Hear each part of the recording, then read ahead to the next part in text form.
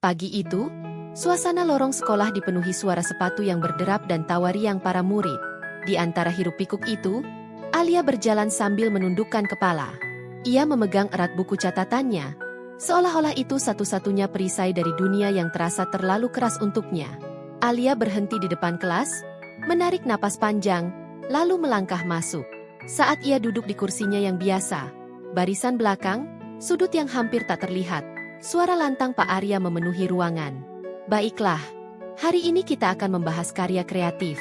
Siapa yang mau membaca tulisannya di depan kelas? Tak ada tangan yang terangkat, kecuali Alia yang tiba-tiba mendengar namanya disebut. Alia! Dia terperanjat. Perlahan, ia berdiri dan membawa bukunya ke depan kelas. Ia membaca, suaranya gemetar, tapi kata-katanya begitu indah. Saat ia selesai, kelas hening sesaat sebelum Pak Arya bertepuk tangan. Luar biasa, Alia. Ini salah satu tulisan terbaik yang pernah saya dengar. Di tengah tepuk tangan tipis dari teman-temannya, Alia merasa sesuatu yang asing di dalam dadanya. Perasaan itu seperti diterima. Hari sudah sore ketika semua murid meninggalkan kelas. Namun, Alia masih duduk di bangkunya, memperhatikan Pak Arya yang sedang mengemasi buku-bukunya. Alia, bisa tinggal sebentar? Alia mengangguk, walaupun jantungnya berdetak lebih cepat. Ia berjalan mendekat ke meja guru. Pak Arya menatapnya, senyumnya lebar dan ramah. Kamu tahu, tulisan kamu hari ini benar-benar bagus. Saya lihat ada bakat besar dalam dirimu, katanya sambil menyerahkan buku catatan Alia yang penuh dengan komentar positif. Terima kasih, Pak. Gumam Alia, pipinya memerah. Kamu harus lebih percaya pada diri sendiri. Kamu itu istimewa. Kata-kata itu membekas. Istimewa. Tak ada yang pernah mengatakan itu sebelumnya. Malam itu, ketika Alia sedang mengerjakan PR, ponselnya berbunyi. Sebuah pesan WhatsApp muncul di layar. Pak Arya, aku terus kepikiran tulisanmu tadi. Kamu benar-benar berbakat. Alia terkejut. Seorang guru mengiriminya pesan di luar jam pelajaran. Ia membaca pesan itu berulang kali sebelum akhirnya membalas dengan singkat. Terima kasih, Pak. Tapi pesan itu tidak berhenti di situ. Pak Arya, kamu tahu, kamu punya potensi besar. Saya senang bisa melihatnya. Alia tersenyum kecil, merasa diperhatikan. Tapi ada bagian kecil dalam dirinya yang merasa canggung. Meskipun ia tidak tahu kenapa. Hari-hari berikutnya, perhatian Pak Arya menjadi lebih intens. Ia sering memuji Alia di kelas, dan bahkan memintanya untuk menghabiskan waktu di perpustakaan bersama. Suatu sore, mereka duduk berdua di meja kecil di sudut perpustakaan. Pak Arya membacakan puisi dengan suara lembut, lalu tiba-tiba tangannya menyentuh tangan Alia. Pak? Alia menarik tangannya, bingung. Pak Arya tersenyum. Kamu terlalu keras pada diri sendiri. Aku hanya ingin memastikan kamu tahu bahwa aku ada di sini untuk mendukungmu. Alia tidak tahu harus berkata apa.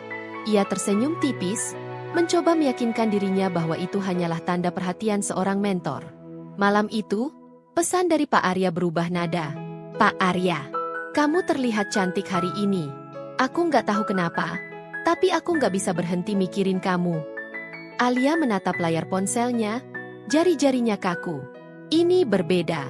Pesan ini terlalu pribadi, terlalu intim untuk seorang guru. Ia mengetik balasan, lalu menghapusnya.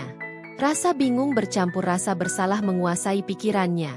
Apakah ini perhatian yang tulus? Ataukah ini sesuatu yang lebih gelap? Beberapa hari kemudian, Pak Arya memintanya untuk bertemu di ruang guru setelah jam pelajaran.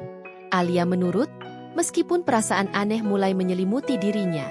Ketika ia masuk, pintu tertutup dengan bunyi klik pelan. Pak Arya berdiri dekat dengannya, menatapnya dengan mata yang lembut tapi penuh intensitas. Kamu tahu aku ingin yang terbaik untukmu, kan? Katanya sambil melangkah mendekat. Alia merasa terpojok, tapi ia tidak tahu harus bagaimana. Ya, Pak, gumamnya. Suaranya hampir tidak terdengar. Aku percaya kamu istimewa. Kamu bisa mempercayai aku, Alia. Kemudian tanpa basa-basi Pak Arya langsung mencium sambil menahan tubuh Alia di dinding. Malam itu, Alia menangis sendirian di kamarnya. Ia membuka kembali semua pesan dari Pak Arya, membaca kata-katanya yang dulu terasa penuh perhatian, tapi kini terasa lain. Aku kira dia peduli padaku, gumamnya pada diri sendiri. Tapi kenapa rasanya aku hanya alat untuk sesuatu yang lebih gelap? Air matanya jatuh ke layar ponselnya. Ia merasa sendirian, terjebak dalam situasi yang tidak ia pahami. Keesokan harinya, Alia menemui sahabatnya, Nina. Mereka duduk di kantin, dan Alia menceritakan semuanya. Aku nggak tahu harus bagaimana. Nina, aku merasa terjebak, katanya. Suaranya gemetar. Nina terdiam sesaat, lalu berkata, kamu yakin gak salah paham, Alia? Pak Arya itu baik banget. Dia guru favorit semua orang. Alia menatap sahabatnya, air mata mengalir di pipinya. Aku tahu apa yang aku rasakan. Ini salah. Aku gak bisa diam lagi. Alia duduk di ruang kepala sekolah dengan tangan gemetar. Ia menatap lantai, merasa tubuhnya berat oleh ketakutan. Di depannya, kepala sekolah, seorang wanita berusia 50-an dengan wajah tegas, memperhatikan dengan seksama. Jadi, apa yang ingin kamu sampaikan, Alia? Suara kepala sekolah terdengar lembut, tapi penuh kewibawaan. Alia menarik napas dalam-dalam. Saya ingin melapor soal Pak Arya. Dia melanggar batas sebagai guru. Kepala sekolah mengernyit. Melanggar batas? Apa maksudmu? Dengan gemetar, Alia membuka ponselnya dan menunjukkan pesan-pesan dari Pak Arya. Kata-kata yang dulu terasa indah kini menjadi bukti pengkhianatan. Kepala sekolah membaca pesan-pesan itu dengan ekspresi serius. Ini tuduhan yang sangat serius. Alia, saya akan memanggil Pak Arya untuk memberikan penjelasan. Ketika Pak Arya dipanggil ke ruang kepala sekolah, ia tampak terkejut melihat Alia di sana. Wajahnya berubah, tapi ia dengan cepat menyembunyikan kegelisahannya di balik senyuman tenang. Pak Arya, kepala sekolah memulai, Alia telah menyampaikan tuduhan yang sangat serius. Apa Anda ingin menjelaskan? Pak Arya tertawa kecil, mencoba meredakan ketegangan. Tuduhan? Kepala sekolah, saya rasa ini hanya salah paham. Alia adalah murid yang berbakat, dan saya hanya berusaha membimbingnya. Alia menatapnya dengan mata penuh air mata. Itu tidak benar. Anda melampaui batas. Pesan-pesan Anda, cara Anda memperlakukan saya itu bukan bimbingan. Suasana di ruangan itu menjadi tegang. Pak Arya mencoba menyangkal, tapi bukti di ponsel Alia terlalu kuat untuk diabaikan. Ketika Alia keluar dari ruang kepala sekolah, ia merasa lega sekaligus takut.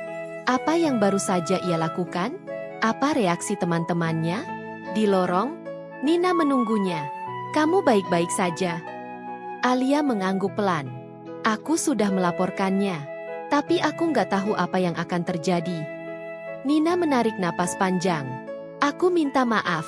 Alia, aku nggak percaya sama kamu sebelumnya. Tapi aku tanya-tanya ke beberapa teman, dan mereka bilang ada yang pernah mengalami hal serupa. Nina menyerahkan selembar surat. Ini dari salah satu murid. Dia nggak berani bicara, tapi dia ingin kamu tahu bahwa kamu nggak sendirian. Alia membaca surat itu, dan hatinya terasa sedikit lebih ringan. Ada orang lain yang mendukungnya, meski dari balik bayangan. Hari-hari berikutnya menjadi perjuangan berat bagi Alia. Ia harus mengulangi ceritanya kepada dewan sekolah, sambil terus menghadapi tatapan aneh dari teman-teman sekelasnya. Mungkin Alia cuma cari perhatian, bisik seorang murid di belakangnya. Tapi dia punya bukti, kan? Sahut yang lain. Namun, ada juga yang mulai berdiri di pihak Alia. Beberapa murid lain diam-diam mendatangi kepala sekolah, menyampaikan pengalaman mereka dengan Pak Arya. Semakin banyak bukti yang terungkap, semakin sulit bagi Pak Arya untuk menyangkal. Hari-hari berikutnya menjadi perjuangan berat bagi Alia. Ia harus mengulangi ceritanya kepada dewan sekolah, sambil terus menghadapi tatapan aneh dari teman-teman sekelasnya. Mungkin Alia cuma cari perhatian, bisik seorang murid di belakangnya. Tapi dia punya bukti, kan? Sahut yang lain. Namun, ada juga yang mulai berdiri di pihak Alia.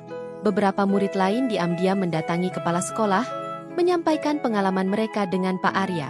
Semakin banyak bukti yang terungkap, semakin sulit bagi Pak Arya untuk menyangkal.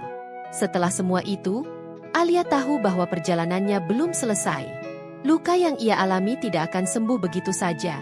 Ia mulai menghadiri sesi terapi, berbicara dengan seorang konselor yang membantunya menghadapi trauma. Ia juga kembali menulis. Kali ini bukan untuk melarikan diri, tapi untuk menyembuhkan diri. Tulisannya berubah, penuh dengan kekuatan dan harapan. Aku tidak akan membiarkan ini menghancurkanku, tulisnya dalam jurnalnya. Aku akan bangkit, untuk diriku sendiri dan untuk mereka yang belum berani bersuara. Beberapa bulan kemudian, Alia berdiri di depan podium kecil di acara sekolah. Ia diundang untuk berbicara tentang keberanian melawan ketidakadilan. Ketika aku memutuskan untuk berbicara, aku sangat takut. Aku merasa sendirian. Tapi aku belajar bahwa suara kita adalah kekuatan kita. Jangan pernah takut untuk menggunakannya. Para murid bertepuk tangan, dan Alia melihat beberapa wajah yang dulu ragu kini tersenyum padanya. Ia merasa lebih kuat daripada sebelumnya. Pada suatu sore, Alia berjalan di tepi pantai. Angin laut menyapu wajahnya, dan ia menatap matahari yang perlahan tenggelam di cakrawala. Aku kira hidupku hancur, pikirnya. Tapi ternyata, ini adalah awal. Awal dari hidup di mana aku tahu siapa diriku dan apa yang pantas aku perjuangkan. Dengan langkah ringan, ia berjalan menjauh, meninggalkan jejak di pasir yang segera tersapu ombak. Tapi bagi Alia, jejak perjuangannya tetap abadi di hatinya.